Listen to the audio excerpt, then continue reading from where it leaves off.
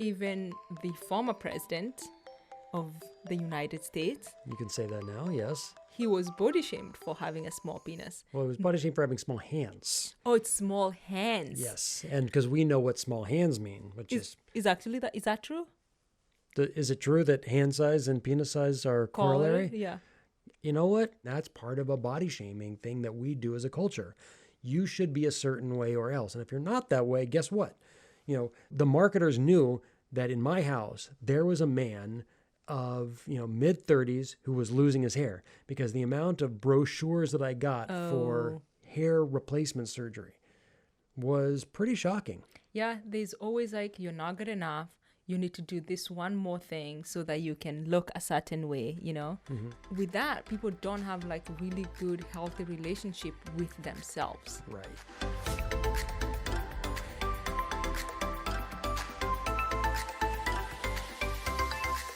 Hello, and welcome to this week's episode of the Interracial Couple Podcast. Where it's not all black and white. My name is Cera. I'm black. I'm Matthew. I'm white. And today we will be talking about body shaming men.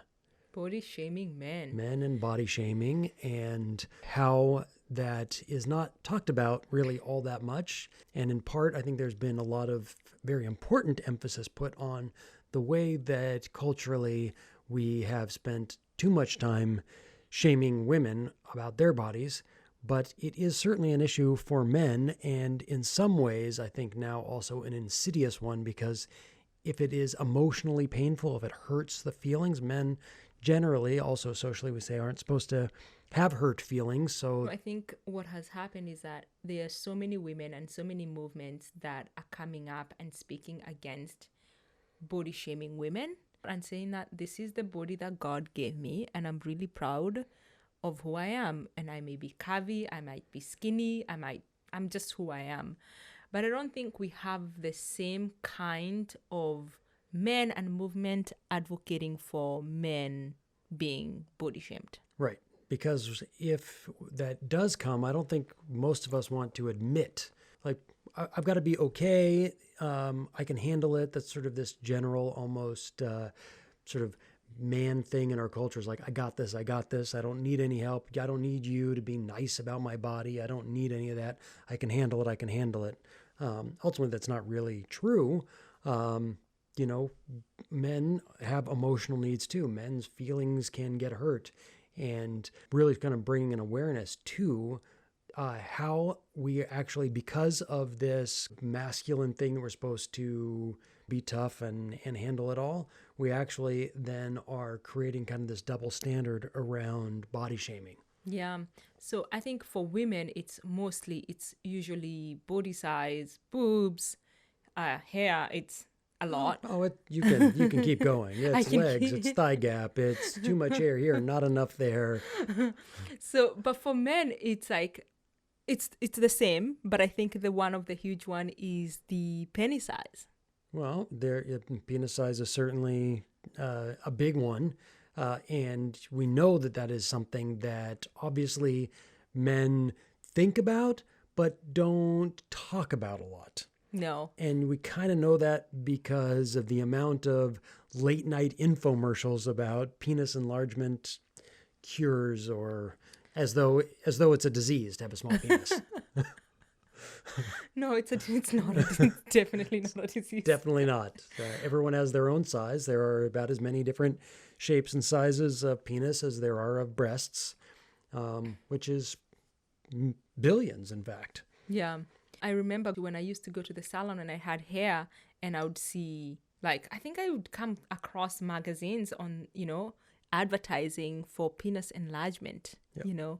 And it's a thing too, like sometimes when you kind of see like a guy with a big truck and you're just like, oh, they have a small penis size. Right, particularly if they've got a loud flow master and they're making a lot of Correct. noise, or they're going to fly past you with a thing. Whoa, buddy, there.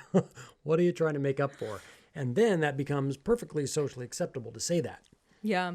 And now that I'm actually just thinking, is like even, the former president of the United States. You can say that now, yes. he was body shamed for having a small penis. Well, it was body shamed for having small hands. Oh, it's small hands. Yes, and because we know what small hands mean, which Is actually that, is that true? is it true that hand size and penis size are corollary? Yeah. You know what? I don't believe so. I always did believe so, which made me feel good about myself. Oh my God. But that's also like the fact that I could even say that is a little bit silly, you know?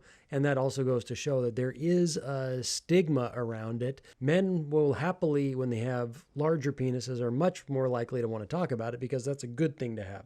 And I can't whip it out and show you, which is also a good thing. So it becomes this thing of, oh yeah, I can say that, or you can't actually know if I do or not. So if I act a certain way, I can act like I'm testosterone filled and have, a whole lot, I'm well endowed and got a whole lot of stuff going on downstairs.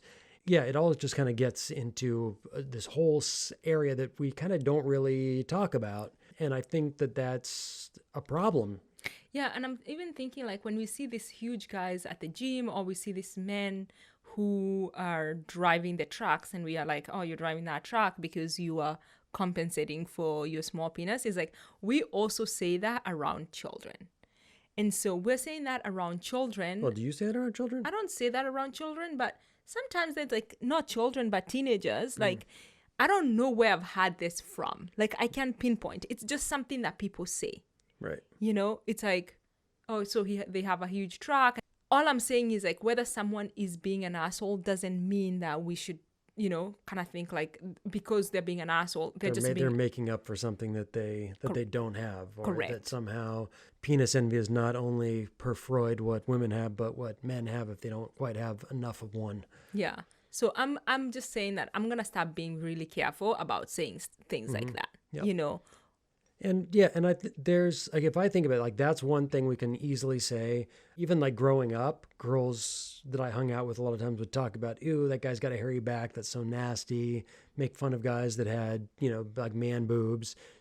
We don't actually know this, but breast cancer is a serious issue amongst men. It is. But we just don't talk about it because that's somehow less manly or something to have. I mean, breast cancer, that's a woman's disease. And men die of it too because they're not going to admit it, right? They're not going to go deal with it at the doctor and say I have breast cancer. So those things are actually all kind of tied in with body shaming, in that somehow if you have breasts as a man, if you've got man boobs, you don't even have to. I mean, breast cancer affects men without large pectoral area. Yeah, so that's one huge one. What's another one that's huge that we say it, but we don't even sometimes think about it as body shaming? Well, hair would be one thing, right? And you see how, like, as men, sometimes, fortunately we see this less and less, but like the comb over, right? Of like, I don't want to accept the fact that I've lost my hair, so I'm going to take some hair from near my ears and I'm going to comb it all the way over to my other ears, though I'm going to hide the fact that I don't have any hair on top. And that really does come from the same place, right? People make fun of a comb over, and a comb over, I get it. A comb over is a decision that's based on insecurity, and that insecurity is based on ultimately a shame of body. Yeah, but also the insecurity is coming from how much importance we've placed on hair, and men who have hair are more beautiful. And if you're losing your hair and you don't have hair, then you're not considered, quote unquote, what a man should look like. Well, and beauty is also not the ideal word that we would want to use to describe our dashing looks. Handsome. Yeah. So do you want to talk about like you losing your hair? Yeah, it took some acceptance for sure. And I can't say that anybody body shamed me about it. Okay. But I did feel, obviously, that I must have been less than, because sometime in my late 20s, as my hair was really thinning, I went out and bought Rogaine and I started regrowing my hair. And I felt good about that. The writing was probably on the wall for a little while before I finally gave up and said, you know what? I'm done with this. I'm going to accept where I'm at. And I mean, I can say that was body shaming, but it was also like age. It's part of like the whole age thing in this culture too, where it was like, okay, by the fact that I don't have hair and I'm losing my hair is a sign that I'm getting older and I'm not ready to be old yet, as though bald and old are conflated. And so, yeah, it took me a while. And actually, it's one thing that I would say was really beneficial in our relationship, which is that actually, as soon as we got together, I threw it away. I threw it away, which is kind of fascinating to me because I guess one thing was I felt like my looks were important while I wasn't in a secure relationship, or while I still sort of believed that how is the opposite sex going to see me? And when I knew that, like, that you thought I was handsome regardless. I do really think you're handsome. That helped me actually to be able to really accept that I am now just a bald man. It's just that simple, you know? So my own comfort, and some of it too, I was in my late 30s at that point, and I think I'd always told myself, when I hit 40, I'm giving up. Like, that's fine. I don't want to be bald in my 30s. Yeah. But that's also a thing. Like, I didn't magically come up with that number. I didn't pull that out of my butt and say, oh, 40 is a perfectly good time to be bald, but 35 is a bad time to be bald. That was given to me, and that's part of a body shaming thing that we do as a culture. You should be a certain way or else. And if you're not that way, guess what? They knew, the marketers knew that in my house, there was a man of, mid 30s who was losing his hair, because the amount of brochures that I got for hair replacement surgery was pretty shocking. Yeah, there's always like, you're not good enough. You need to do this one more thing so that you can look a certain way, So there's like all this marketing that is just making people feel like they're not good enough. And with that, people don't have like really good, healthy relationship with themselves. Right. I think like that is so key. Is like, we can talk about like having healthy relationship with people around you, but I think having healthy relationship actually has to come from you. It does. And I think that what ultimately now has happened, and I see, is that for a while there was the whole dad bod thing. Remember, like, oh, dad bod, that's like a cool thing. It's good. If you're not fit and you're a little flabby and a little bit hairy and, undefined, then that's kind of like a sexy thing. And yeah, I think that was fairly kind of short-lived. But my point on that is that there are these two things. One is that self-care is actually a really good thing. Self-care is really important. Self-obsession with how I appear is not a good thing. Yeah, that is like, for me, self-obsession on how I appear is one of the reasons that I didn't put on makeup for a very long time. Because I didn't know the balance between self-care and self-obsession and spending hours putting on makeup. So I was just like, I would rather not put on makeup if starting to put on makeup is going to start defining who I am. Because I just wanted to be like, I can get up in the morning, just wash my face, put on some lotion, and leave the house without putting on makeup. I didn't want to be dependent on it. But once I was confident that I was liked who I was, then in my 30s, I was like, I can put a little bit of foundation. I can put on some lipstick so that I can make myself feel good. But I wasn't doing it to make for other people. Right. Or that there's something that's not good enough about Correct. me, therefore I need it. Yeah. In that sense, then it's about a healthy relationship with yourself too. So this whole thing that we do around body shaming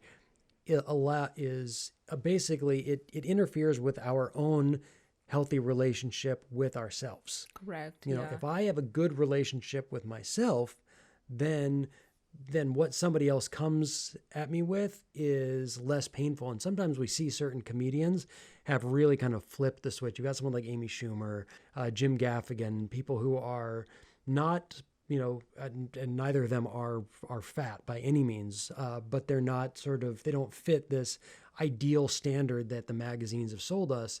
And I'm sure both of them, as examples, of actually didn't just like wake up one morning and say, hey, I have no body issues. It was a process of actually saying, you know what, this is who I am. And now if I make fun of it, then nobody can use it against me because I beat you to the punchline. Yeah. I'm funnier about my body than you could ever be. Right? Yeah. And not all of us actually have the benefit of being able to beat someone else to the punchline or actually laugh at ourselves, because there's so much stuff that's just piled on. Yeah, there's so much.